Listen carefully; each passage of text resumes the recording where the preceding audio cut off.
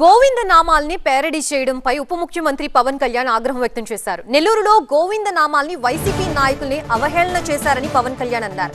రాజకీయాల కోసం పవిత్రమైన భక్తి గీతాల్ని, దైవ నామాల్ని వాడుకోవడం సిగ్గుచేటన్నారు. భక్తుల మనోభావాల్ని దెబ్బతీసేలా వైసీపీ నేతలు వ్యవహరించారన్నారు. మత విద్వేషాలు రెచ్చగొట్టే ప్రయత్నం చేసిన వారిపై చట్ట ప్రకారంగా చర్యలు తీసుకోవాలన్నారు పవన్.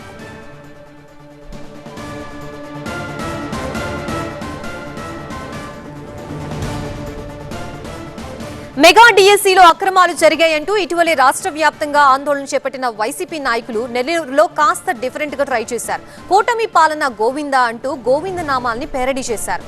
పథకాల్ని, కూటమి పాలనని జత చేస్తూ నిరసన దీక్షలో గోవింద నామాల్ని పేరడీ చేస్తూ ఆలపించడం వివాదానికి దారితీసింది. దీనిపై తీవ్ర ఆగ్రహం వ్యక్తం చేశారు పవన్ కళ్యాణ్. రాజకీయాల కోసం దేవుడి నామాల్ని వాడుకోవడం దారుణమన్నారు.